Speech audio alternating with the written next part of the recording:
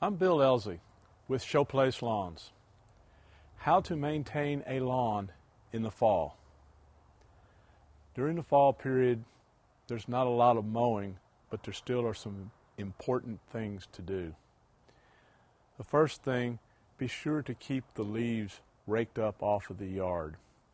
This is going to allow for more sunlight to hit the grass because the leaves are off the trees.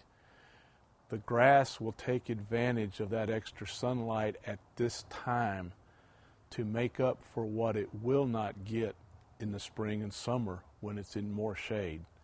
So even though it's a problem, be sure to keep the leaves picked up off the grass. Secondly, remember to keep the lawn watered.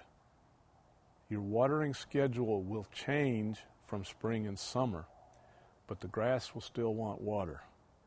Depending upon your rainfall, watering about once every 2 weeks, and again, depending on your area of the country, every 2 weeks is about fine to keep that lawn healthy.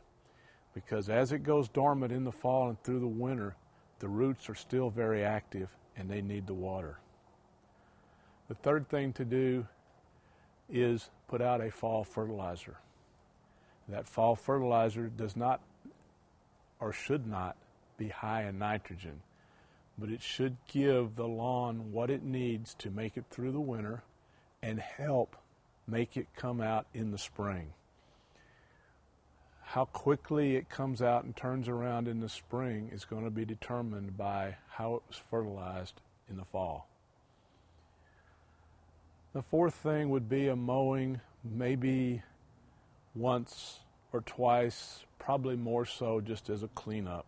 It's not really necessary.